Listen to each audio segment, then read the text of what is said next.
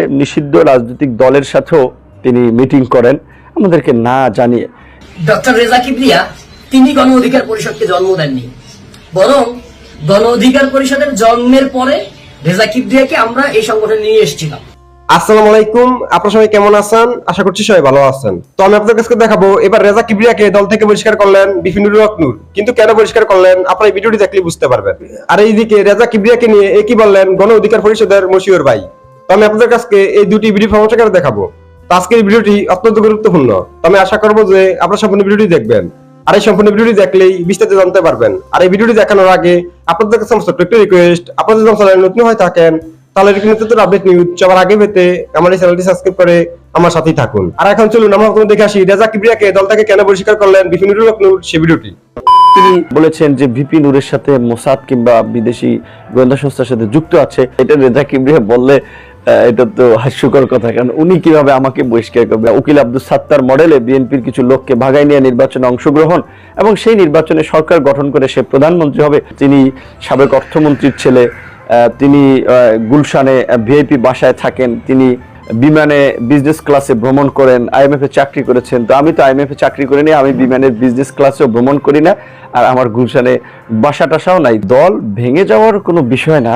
আপনারা জানেন যে কোটা সংস্কার আন্দোলন থেকে ছাত্রদের ত্যাগ এবং সংগ্রামের মধ্যে দিয়ে ছাত্র অধিকার পরিষদ, যুব অধিকার পরিষদ, শ্রমিক অধিকার পরিষদ, ইভেন প্রবাসী অধিকার পরিষদ, এই অঙ্গ সংগঠনগুলো তৈরির পরে আমরা এই দলের আনুষ্ঠানিক ঘোষণা দেই।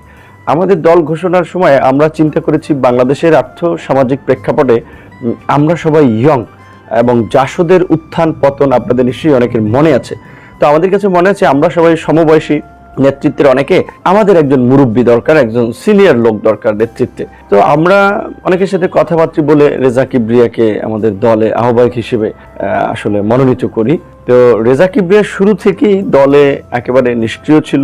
দলীয় কার্যক্রম, ইভেন কেন্দ্রীয় মিটিং, কোনো মিটিং গুলো তো ওইভাবে আসলে সক্রিয় ছিল না। তার কিছু কার্যক্রম আমাদের কাছে খুবই আশ্চর্যকর মনে হয়েছে। যেমন আমরা বিএনপির সাথে এখন যুগপৎ আন্দোলন করতেছি, আর তিনি বিএনপি ভাঙার একটা প্রক্রিয়ায় যুক্ত।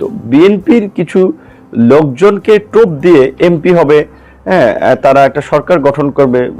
বাংলাদেশের বাইরে একজন গোয়েন্দা সংস্থার লোক জনৈক মাসুদ করিম বা এনায়েত করিম আপনার তার সাথে ব্যাংকক কাঠমান্ডু মিটিং করেন এবং সেই মিটিং নিয়ে বাংলাদেশের পত্রপত্রিকায় লেখালেখি হয়েছে। আমরা জানার পরে তাকে এখান থেকে সরে আসার জন্য বলি যে বিএনপি ভাঙার বা এই উকিল আব্দুল সাত্তার মডেলে নির্বাচনী প্রক্রিয়ায় যেন সে এনগেজ না থাকে। সে আমাদের কথা শুনে নাই। গত পরশুদিন মূলত তিনি ইনসাফ কায়েম কমিটির প্রোগ্রামে অংশ নিয়েছিলেন। তার ভাষ্যমতে যে তিনি অসুস্থ, তাই তিনি গত 2 মাস ধরে গণ অধিকার পরিষদের প্রোগ্রামে অংশ নেন নাই, অথচ ওই ইনসাফ কমিটির প্রোগ্রামে অংশ নিয়েছেন। তার কাছে দলের চেয়ে অন্য প্ল্যাটফর্মটা বড় মনে হয়েছে। এবং আমরা যতদূর খোঁজ খবর নিয়ে জেনেছি যে এই যে প্রক্রিয়া বিএনপি ভাঙার কিংবা নির্বাচনে বিএনপির কিছু দলছুট নেতাদের নেওয়া সেই কাঠমান্ডু ব্যাংককের মিটিং, এই প্রক্রিয়ার সাথে থাকায় তিনি মাসে একটা সম্মানই পান। তো যে কারণে তিনি চিন্তা করছেন গণ অধিকার পরিষদ তো তরুণদের দল, এখানে তার পয়সা দিতে হবে, কিন্তু এখানে তো পাওয়ার কিছু নাই। যে কারণে তিনি আসলে দল নিয়ে একেবারে উদাসীন ছিলেন। সর্বশেষ মিটিংয়ে আমরা এই বিষয়গুলো জানতে চেয়েছি যে আপনি কি দলে থাকবেন কিনা, যে আপনারা এই প্রোগ্রামে কেন অংশ নিচ্ছেন? আমরা তো অংশ নিচ্ছি না, বিএনপি তো আমাদের ভুল বুঝবে, আপনি এই প্রক্রিয়ায় কেন অংশ নিচ্ছেন? ইভেন আরও বলা চলে নিষিদ্ধ রাজনৈতিক দলের সাথেও তিনি মিটিং করেন আমাদেরকে না জানিয়ে।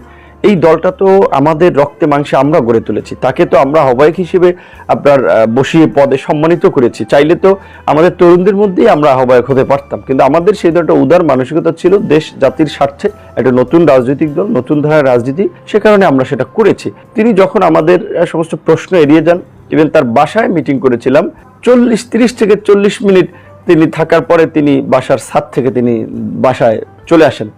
আমরা কেন্দ্রীয় কমিটির অনেক মানুষ, তো আমাদেরকে এটা একটা অপমান করলো যে তার বাসায় ডেকে নিয়েও তিনি আমাদের সাথে কথা বললেন না। মিটিংয়ে এই বিষয়গুলো আমরা জানতে চাইলাম, সেটি তিনি উত্তর দিলেন না। ডক্টর রেজা কিবরিয়া তিনি গণ অধিকার পরিষদকে জন্ম দেননি, বরং গণ অধিকার পরিষদের জন্মের পরে রেজা কিবরিয়াকে আমরা এই সংগঠনে নিয়ে এসেছিলাম। কেন নিয়ে এসেছিলাম? কারণ তিনি অক্সফোর্ড গ্রাজুয়েট, তিনি অনেক শিক্ষিত, তিনি সাবেক মন্ত্রীর ছেলে।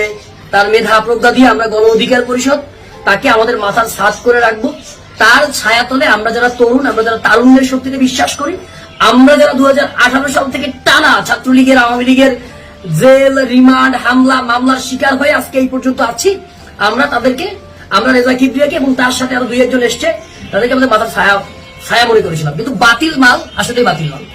কিন্তু তিনি আমাদের ছায়া হতে পারেননি। তিনি গত 18 মাস যাবত আমাদের সংগঠনে আছেন, কিন্তু 18 মাসে তিনি 18 জন কেন্দ্রীয় নেতার নাম বলতে পারবেন না। 18 মাসে তিনি 18টা কেন্দ্রীয় প্রোগ্রামে তিনি অংশগ্রহণ করেননি গণ অধিকার পরিষদে।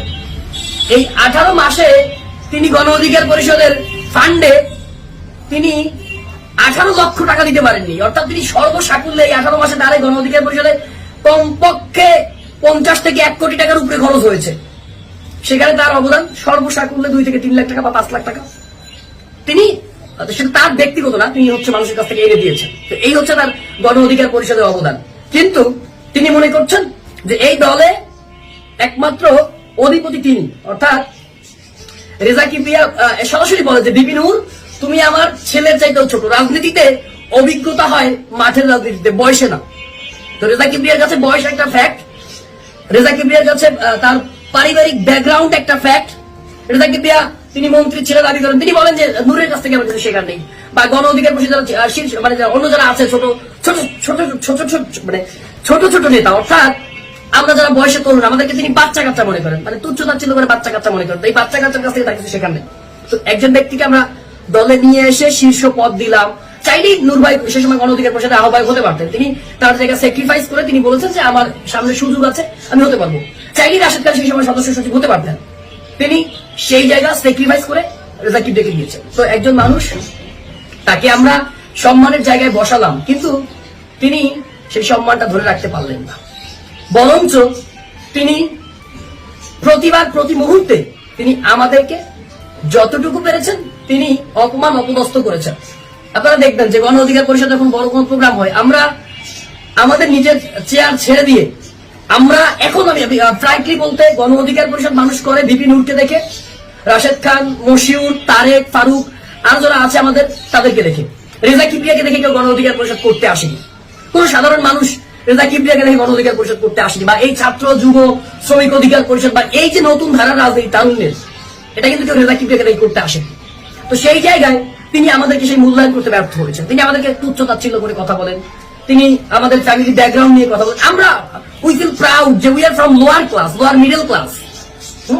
এবং আমাদের বাবারা সেই লোয়ার ক্লাস থেকে আমাদের দেশের সর্বোচ্চ বিদ্যাপীঠ ঢাকা বিশ্ববিদ্যালয়ে পাঠিয়েছে, এবং সেই বিশ্ববিদ্যালয়ে পড়াশোনা করে আমরা নিজেদের ক্যারিয়ার গড়তে না পারলেও আমরা দেশের মানুষেরা দেশের যুবকদের ক্যারিয়ার করতে সহযোগিতা করেছি। অর্থাৎ কোটা সংস্কার আন্দোলন, আওয়ামী লীগের আমলে যতগুলো আন্দোলন হয়েছে তার মধ্যে সর্ববৃহত্তম আন্দোলন হচ্ছে কোটা সংস্কার আন্দোলন।